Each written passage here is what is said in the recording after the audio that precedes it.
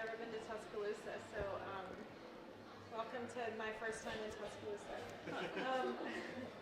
So my 2010 chapbook was Selected Adult Lessons, and I just printed this new chapbook that's called Collected Adult Lessons, and it's 3 of the same adult lessons and then 11 new adult lessons for a total of 14.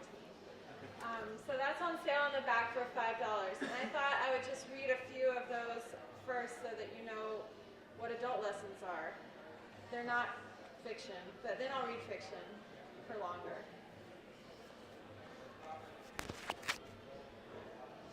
The mistake/error. A mistake is something you know better than. Like, do you still think of America as an experiment? Or to me, it seems as if the porch light will never go out. But I would have said porch light was one word. Porch light. That's an error because I didn't know the rule, and on purpose, I still haven't learned it. I still want to think the eternal porch light. I believed that Marilyn Manson was Paul from the Wonder Years. Because things being the same as other dissimilar things pleases me. We watched the sunset. We were on the beach and we watched the sunset. Lest you imagine the sun setting over the ocean, let me correct the mistake. It set over the tops of buildings on the other side of the highway over the intercoastal waterway. You know the rule. Not all oceans are to the west of all beaches. So we had to stand on tippy-toe and move around to find the right angle to see it. Sunsets, orgasms, and eyes are all beautiful and powerful. So you may not believe me when I say this one was special. Especially when I tell you that I thought I saw the sun burning red beyond the dunes, but what I really saw wasn't the sun. It was, as my friend sadly, kindly pointed out, the sign for the crab trap. To astonish is to delight and impress. Burritos seem warm in a way tacos do not. As I get hungrier, I get pickier. Though I do love catfish. It isn't the only bottom feeder, and if you define waste as everything nobody needs, then you could say a catfish eats beauty. Unless you think beauty is a need. Forget it, I have. I meant to say, not liking dessert is not that special. It's not that special. You asked me what kind of man I am, and the way I looked at you would have made you smile if you were a person instead of a book.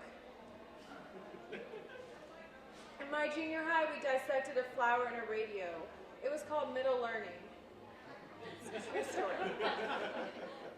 We care about football, but not as much as we cared about sad musicians. This hasn't changed. Old car smell has changed. Wednesday has become more like Thursday, and I rarely think about what I forgot. So those are 2 adult lessons, filled with smaller adult lessons, each one of them. This is an excerpt from a novel that I'm revising called What Coincides. It's about coincidences and wine and cheese. This is a small part of it that I sort of revised so that it's more like a short story of its own to read. The following questions would resolve themselves without incident by the end of the summer. Whose place they would usually stay at? Carla's, where there was a more annoying but less frequently around roommate and more groceries. Who would take the reins sexually? Carla, but in a way that appeared to surrender same to Adam if he listened/watched carefully. Would they see other people? No, if we can discount, and I think we can, Carla's early run-in with an ex-boyfriend who she'd been sleeping with around the general period during which she met Adam, but who had been out of town the specific weekend when she met him, and who would return from out of town seeming less tender, or would a better word be generous, in light of 2 weeks spent with Adam. Who would say I love you first? Carla. Who would initiate text messaging on mornings they woke apart? Mondays, most Tuesdays and Thursdays, some Wednesdays, Adam. The following questions would never arise, at least not in conversation. Who would control the remote? There was no remote, no TV. There was only Carla's MacBook Pro, on which they watched Hulu and, using Carla's older brother's password, Kurosawa9, Netflix. And even if there were a remote, it was as if she had always shared his penchant for reality cooking shows and he her taste for gritty urban dramas whose plot lines raise tough questions and whose characters push ethical boundaries in often self-contradictory but always pleasing ways.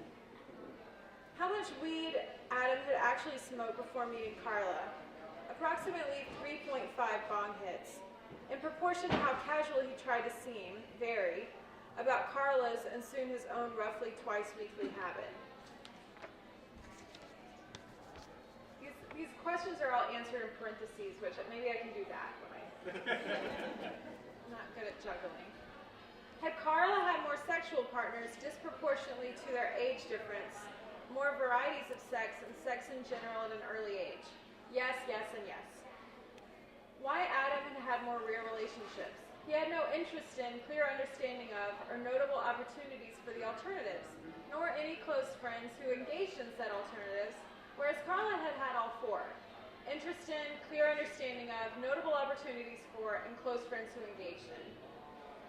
Had Carla dated or slept with any of the men in her small grad school cohort, the members of which hung out often and collaborated on papers with complicated titles and were friendly enough to Adam but seemed a little puzzled by his non-academic, non-politically oriented, admittedly vague career ambition to make it big somehow in the food industry, though not as a chef. Carla hadn't so much as considered any of them in a sexual light for what she assumed to be obvious reasons, which is why she never made a point of reassuring Adam on the question. Had Carla slept with any of her professors? She had abstained for reasons having to do with gender and power dynamics. Did Carla intend to return the favorite red University of Georgia hoodie of Adam's that she wore home on a rare, cool September morning after sleeping in his place? Not seriously. Did she look as good in it as Adam said she did? Perhaps not quite, but almost. What Carla really thought of the Facebook photos of Adam cross-dressed in pleather miniskirt and tights on the occasion of rushing a fraternity that he didn't end up joining. That they were deeply unsexy and potentially damningly so if Carla chanced on them when not high, which luckily she managed to avoid, and moreover that the photos and their connection to the aborted but still undertaken fraternity rushing were troublingly emblematic of a definitely possible major uncoolness on Adam's part before meeting her, but especially during college, a major uncoolness she eventually reconciled with the pleasing idea that she was not trying to change but was certainly by example bettering Adam in slight but observable ways. The following questions would arise without ever being resolved. Who is sexier, sweeter, more ticklish? Who has softer skin, prettier eyes, worse eyesight? Both wore contacts, but Carla was nearsighted, Adam far. Which was the more convenient / less dangerous / less crowded / better smelling subway / walking route between her top floor of a brownstone and park slope above a burrito joint and his apartment above a burrito joint in Bushwick? Who was more beautiful, Grace Kelly or Audrey Hepburn? What had become of Carla's toenail clippers after Adam used them at one time? Should Adam have seen a doctor about that cough even though he didn't have very good insurance? Was it presumptuous and maybe not a little insulting for Carla to offer to help Adam with a steep copay? Should Adam lobby for better benefits at his job waiting tables, interpreting cheeses, and assistant stewarding wine at a hip, expensive restaurant owned by its award-winning chef and his no-nonsense general manager wife who encouraged Adam's thoughts about sommelier certification, which the restaurant might help out with if he kept his head down otherwise? Was there a less pretentious term than interpreting cheeses for what Adam was doing when he brought the cheese board to the table and told the customers about each cheese? Could a restaurant really be called hip if it was too expensive for most hip people to afford? Why did it matter? Were they going to keep arguing over semantics? Wasn't it a little soon to talk about living together? Who mentioned it in the first place? Could Carla really be expected to remember the exact wording she'd used? Or for once, could Adam believe her when she said that wasn't what she meant? Who was more condescending / selfish / insecure / immature? What about coffee occasionally just to check in? Why couldn't they stay friends? Did Adam still want the red hoodie back?